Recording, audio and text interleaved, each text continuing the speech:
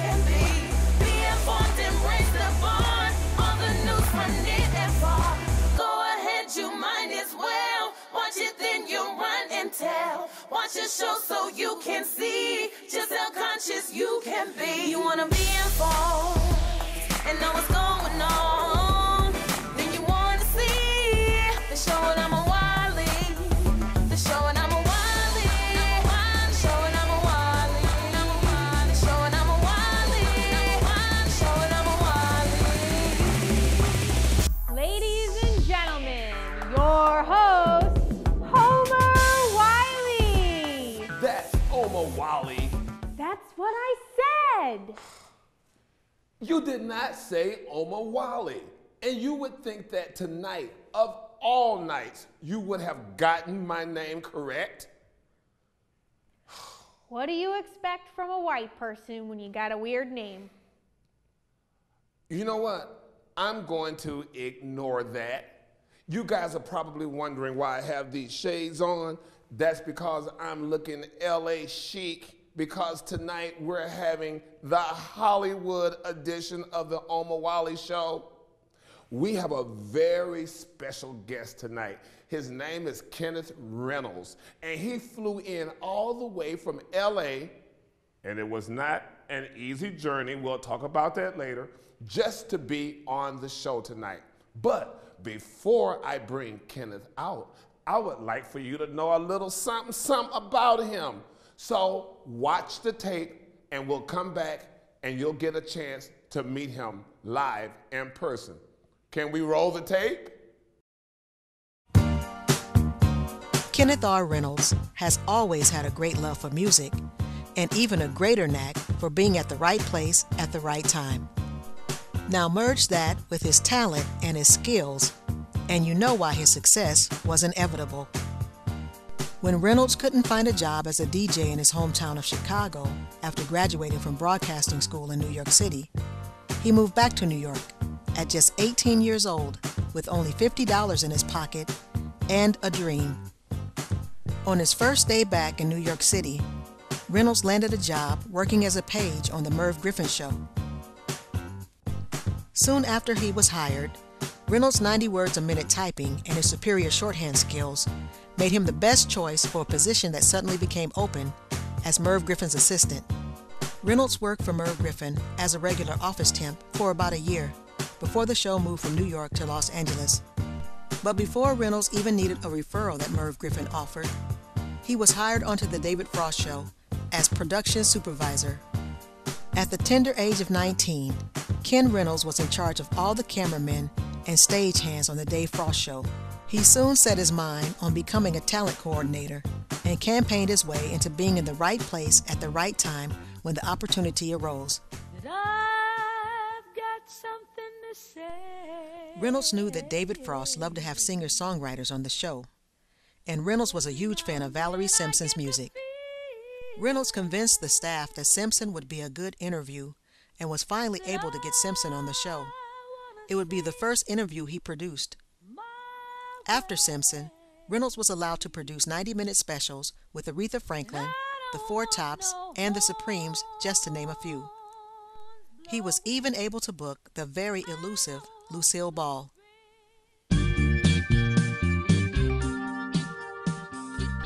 Reynolds' next Monday through Friday gig was at Channel 13 in New York. On the weekends, he would help a friend produce a black music show for PBS called Soul at the Center. One weekend, Sarah Dash and Nona Hendrix of an inspiring group called LaBelle were on the show. The two were so impressed with Reynolds as a producer that he was hired on as a stage manager for LaBelle's weekend gigs. And he was LaBelle's road manager until the members of the group went their separate ways. Reynolds' experience as LaBelle's road manager allowed him to build professional relationships with many journalists and news media outlets across the country. So when CBS Records came calling with an offer for him to become a publicist, Reynolds was once again at the right place at the right time, and his career as a publicist began.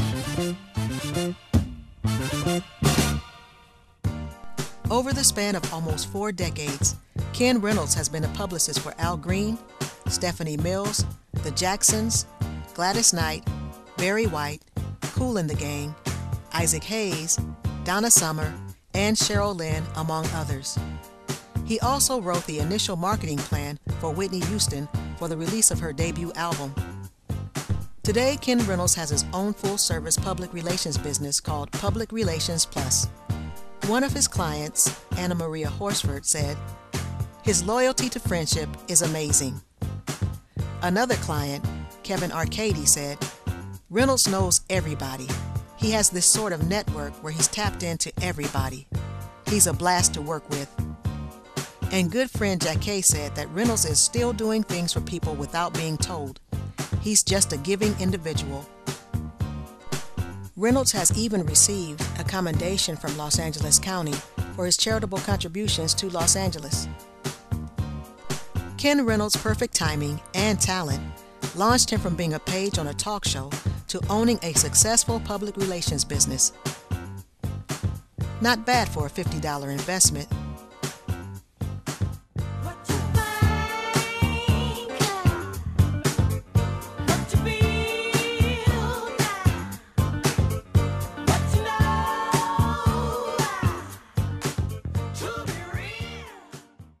Thank you and welcome back. Now, I know you learned a lot just by watching that beautiful intro packet that Vicky White from her own production company put together just for our special guest tonight. But now I'm officially welcoming him to the Omowale Show. Welcome to the show, Kenneth Reynolds. Omowale, thank you for having me here. Did you hear her say my name wasn't normal? I did hear her say that. I You thought know- that was hilarious. I know, and you would think again tonight she would have gotten it correct. We are in Omaha, right? Yeah, and old habits die hard. The last time I saw you, we were in LA at Meshach Taylor's funeral. That is the last time we saw you, but the last time I was in Omaha, you invited me here to Omaha. Absolutely. We had a ball. Now, was that when Sarah came to shoot her scene in Wigger? That is exactly right. That Yeah. is exactly right. You were filming the motion picture Wigger with David Oakes. Yeah, absolutely. You know what? I don't know if you've heard, but you know he's now doing tours in Hollywood. I have heard it. Kind of reminds me of that old Dionne Warwick song. You know the way to San Jose. No, or at least West Hollywood. Yeah, no, and actually he's got a baby, and Yeah. he's married, Yeah, or together, whatever. yeah. Ghetto married. Yes, exactly. If they stay together 7 years, they can get palimony. or Yeah, I something know, like that. something like that. I don't know how much he'll have given the job that he's doing. But, you know, speaking of Hollywood, you've been around some of the most prolific people in the business. And, you know, I was at your website and I was poking around and I was thinking to myself, I got to come up with some kind of chronology of how I'm going to talk about these people. And I thought I'd start with the oldest person, but then I said, who the hell would want that honor of being the oldest person that Ken Reynolds knows? Who did you come up with? Well, listen, not because she's the oldest, but I thought I would start with Diane Carroll. Not only is she the oldest, but she is by far the most gracious, kindest human being in that genre of people in show business that I have ever worked with. Now, what makes you say that about her? She's a lady. She's a real lady. From the beginning to the end, from when you deal with her from the beginning to the end of your business association with her, she remains a lady. She's courteous, she's kind, she's professional, she's responsible. She's an amazing person to deal with. You don't find that very often. Natalie Cole is the same way. Yeah. You tell Natalie Cole you have an interview at 9 o'clock, at 5 minutes to 9, Natalie is there. At 10 minutes after 9, Natalie's gone if you're not there. She doesn't play. So she doesn't take and miss either. No, she doesn't. No, she's very professional. And Diane is not as rough as Natalie. What do you mean? Well, Natalie gives you no leeway. Okay.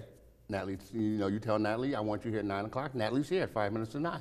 But you better be here too. Yeah. If you're not, she's gone. You tell Diane Carroll to be here at 9. She's here at 5 minutes to 9. And she might give you the 5 after 9. And she's gone. But at 9 o'clock, Natalie's gone. Yeah.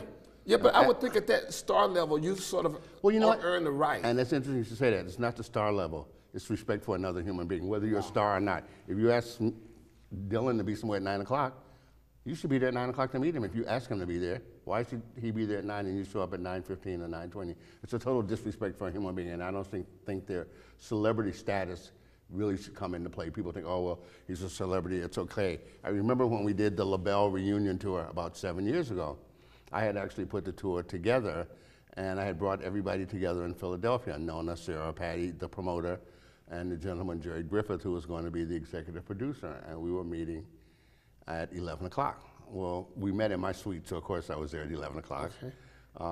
Sarah was there. The gentleman, the promoter from Atlanta, who flew in from Atlanta, was there at 11 o'clock.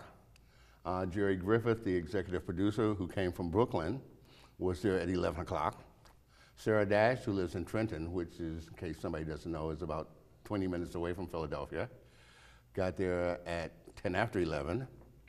Nona Hendricks, who lives in New York, which is an hour and a half away, never showed up. And Patti LaBelle, who lives in Philadelphia, showed up 2 hours late. Well, look, I'll let you finish the story. No, that's the end of it. That's the end of it. That's the end of it. That's the end of it. It says, it speaks volume. But I have heard that Patti LaBelle can be a, what's the word that starts with B and rhymes with rich? Bitch? Yeah.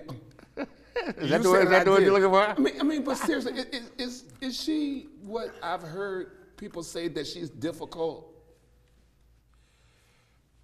You know you're answering the question, don't you? Well, is she? Patti can be difficult. Patti can be very difficult, but I think a lot of times her being difficult is due to a lack of understanding. It's not because she is an unkind person, because she's a very kind person. She's a very sincere person. She doesn't have the greatest understanding of what's going on around her a lot of the times, and because of that, she may appear to be difficult. And women in general have to be very careful, because a man who is very clear-cut and concise about what he wants is aggressive. A woman who is very clear-cut about what she wants is a bitch.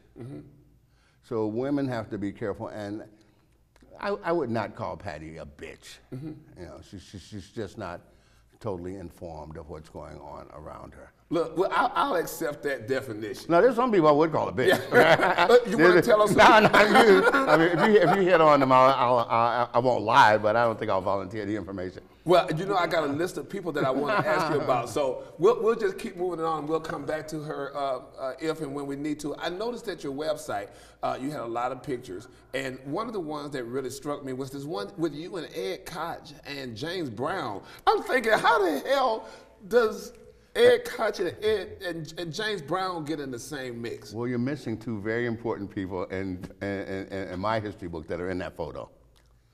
Danny Ray, who is famous for throwing the cape on James Brown. Okay, I didn't know he had a name. Oh, no, nobody knew his name was Danny Ray.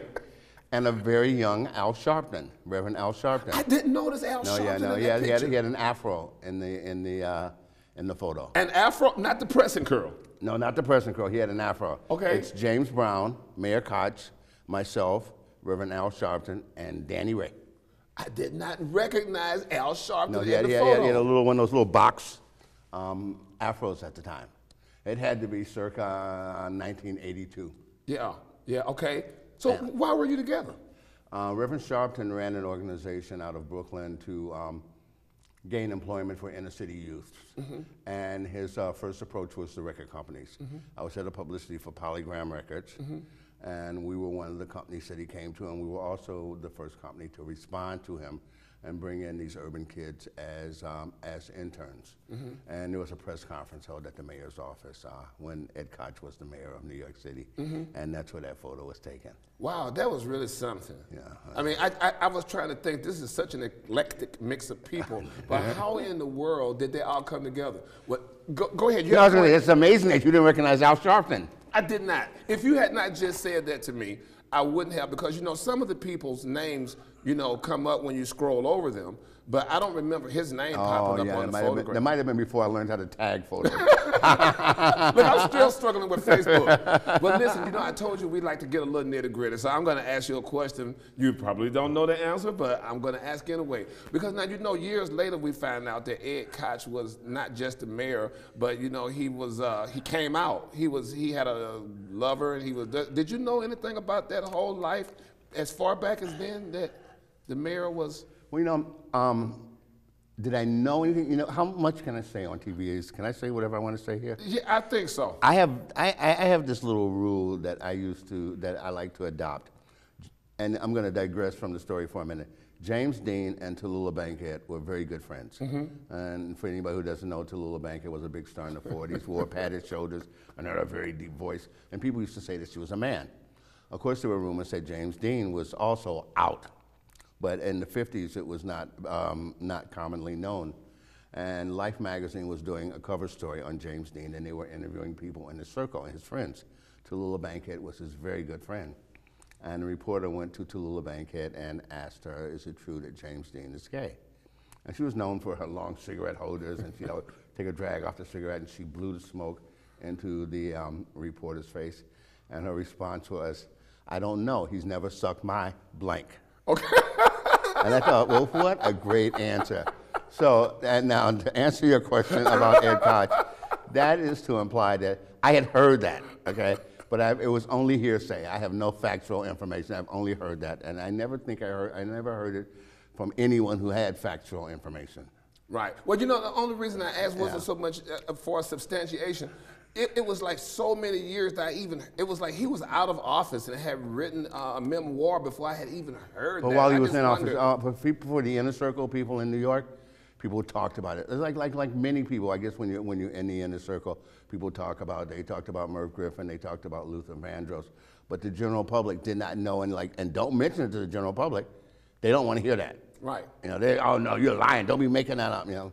Yeah, and I think it's pretty sad that we still live in a culture where we have to talk about sexuality in terms of shaming someone. You know, that just to know one's sexuality becomes a shameful thing.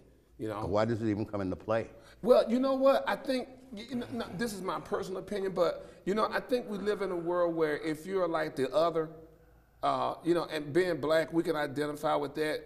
You tend to feel like you need to make sure that people know your presence.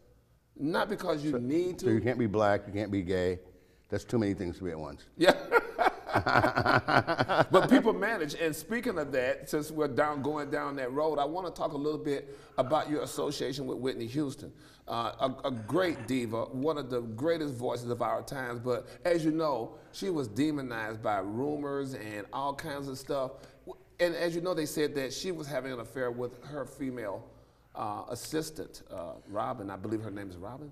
Robin Crawford, yes. So what do you know about that whole thing? Well, I think, first of all, a rumor is a story when there's not much certainty to it, okay? Those are not rumors about history. Those are factual stories about Whitney. I don't think that it's any secret. I think what has happened is the public chose not to believe a lot of it, but there was no question about Whitney's sexuality, nor was there any question about her relationship with Robin. How extensive her same-gender loving relationship went, I don't know, but clearly I know for a fact that it went as far as Robin Crawford. And like I said, again, it was another one of those stories that the inner circle, which is all of New York City, knew this, okay? I think one of the, as you know, I worked with Whitney very early on. In fact, I wrote Whitney's initial marketing plan to launch the first record. And what people forget is, you know, you struggle to achieve some level of success or stardom. And when you get to that level of success or stardom, everything that you've done prior to that does not get eradicated. You know, there is no such thing as an overnight success.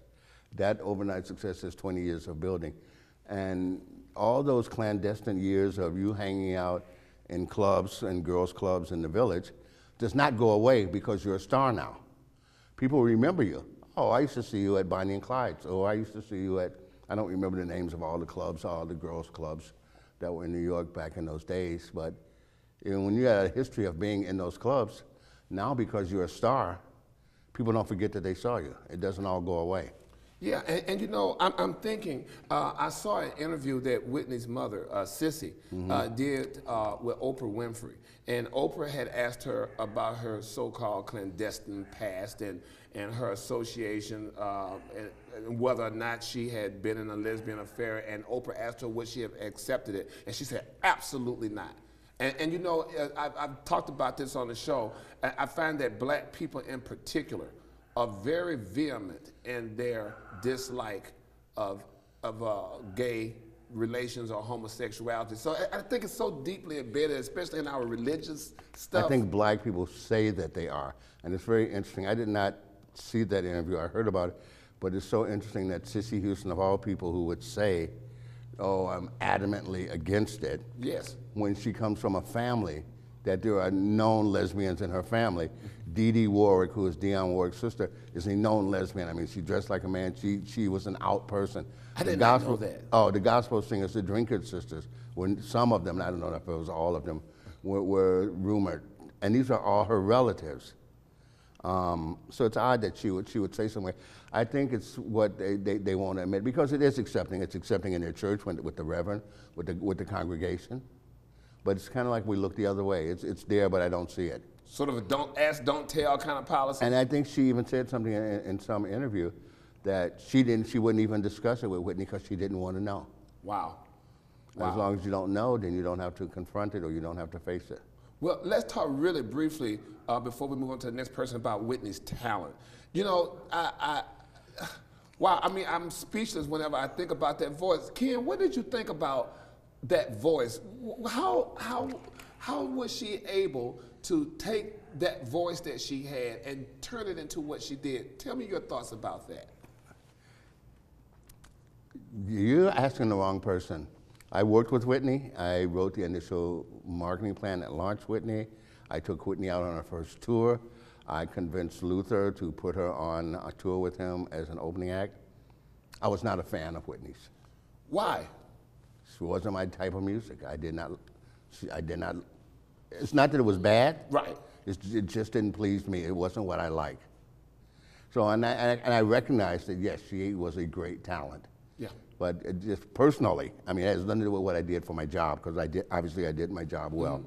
But when I went home, I didn't play a Whitney record. Yeah. You know that's tantamount to. I know. That's blasphemous. I know. I can't really say that too many times, but I think I have to be honest with myself. I've worked with a lot of artists that I don't particularly like their music. Mm-hmm. Has nothing to do with the job, and right. Some of them I've been honest with. And I mean, some artists I absolutely love that never made it, made it big. I worked with Kool and the Gang a lot, and I have the greatest admiration for Robert Kool Bell. That's his name, Robert Bell. But I was not a fan of the music of Kool and the Gang. In fact, I wasn't a fan of any of the bands, Cameo, Confunction, Barcades, any of the bands that I worked with. And these were legendary bands, but very quickly, who are some of the people that you do or did admire? Aretha Franklin, okay. Barbra Streisand, Cheryl Lynn, Donna Summer, Stephanie Mills, Luther. Stop right there, because I'm reminded of the night that you and I and Cheryl Lynn had dinner at that restaurant. Remember we had those lobsters? The Lobster. Yeah. The name of the restaurant was The Lobster. God, I was blown away because, I had never obviously met her and, Got to Be Real and all those classic hits had been a part of my life. And I was sitting there, I was trying to enjoy the lobster, but I was so blown away by the fact that I was there with Cheryl Lynn. Do you remember the story she told? And I think you said you were present the night that she and Luther recorded. Oh, yeah. Oh, that was such a great night because Luther, now you talk about a bitch, whatever the male version of bitch is, Luther had the reputation of being whatever the male version of a bitch is, okay? A Mitch. A Mitch, okay? Luther would wear you a new butthole in a minute, okay? If he didn't like what was going on and he spoke up and he had the vocabulary that would just talk circles around you and anybody and everybody, he didn't care, okay? And everybody knew how he was in the studio. Nobody's allowed in the studio when Luther's in the studios. Wow. And it must have been 2 o'clock in the morning. Cheryl called me. Yeah. And she was at Media Sound on 57th and 8th Avenue in New York. And she's one of the few people in the world who calls me Kenny. She says, "So Kenny, I'm in the studio. Why don't you come down?" I'm like, "Aren't you in there with Luther?" I said, "I'm not coming down there to get my feelings hurt." And I've known Luther. I knew Luther before. Why would he attack you? He would attack anybody. Nobody was sacred if you crossed Luther, okay? Okay. When I tell you nobody was sacred, okay. Nobody was sacred. And you know his rule, do not come to the studio while he's here. So why would I go? I'm asking for trouble. And she's like, "No, actually, he told me to call you and invite you down." I said, "Are you sure?" She said, "Yes." And I said, "I'll be right there." I jumped up and I jumped in a cab and I went down there. and that is the night that they were recording If This Were Mine. Yeah, but you know, later on I realized why he wanted me to come down there. He's no fool. He knew you were gonna love it and you were gonna put the word out. You got it. You got it. You got it. So just real quickly, because I'm trying to imagine that moment. Did it take many takes or how?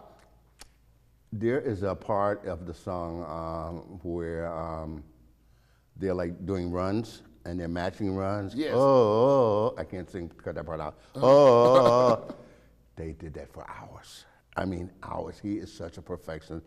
And I'm trying to hear what's wrong. Right. It's like, sounds perfect to me. No, sure, we can do that better. Oh, we can do it again. I mean, literally hours. It was daylight when I left the studio, and they were not finished. Yeah, but it was so worth the effort. I know, it was a It was classic so worth the recording. effort. There are so many people I want to talk to you before we run out of time, and I'm thinking about the first time I had dinner at your house, and I met Loretta Devine and Anna, who you graciously helped to commit to appear in my first feature film. So how are they doing these days? Well, Loretta's in Harlem making a movie. She just came back from South Africa. Do you know what she's working on? I do not know the name of the film. Okay. No.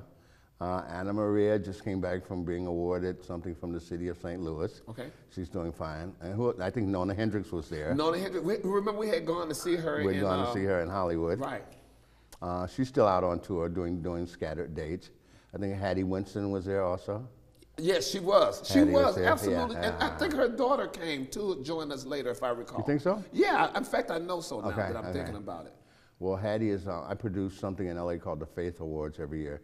And it's for 4 women and 1 man who had dreams that they believed in and brought their dreams into fruition. And Hattie is hosting it for the 2nd year. It's in October 25th. So everybody's doing well. Well, I'm glad to hear that. Ken, you know, it has been a pleasure having you on the show. And you know, I wish we had more time to talk to you. But before we leave, I think we would be quite remiss if we didn't let people know how to look you up. I mean, there are people who are looking for publicists, and there are people who just want to see more about your long and illustrious career. Could you tell us about your website or how people could contact you if needed? My website is very easy. It's www.publicrelationsplusworldwide.com. Thank you so much, and I want to again welcome you to Omaha. Ladies and gentlemen, I want to remind you that on November 1st, 2014, I will be appearing live at the Orpheum Theater. Good night.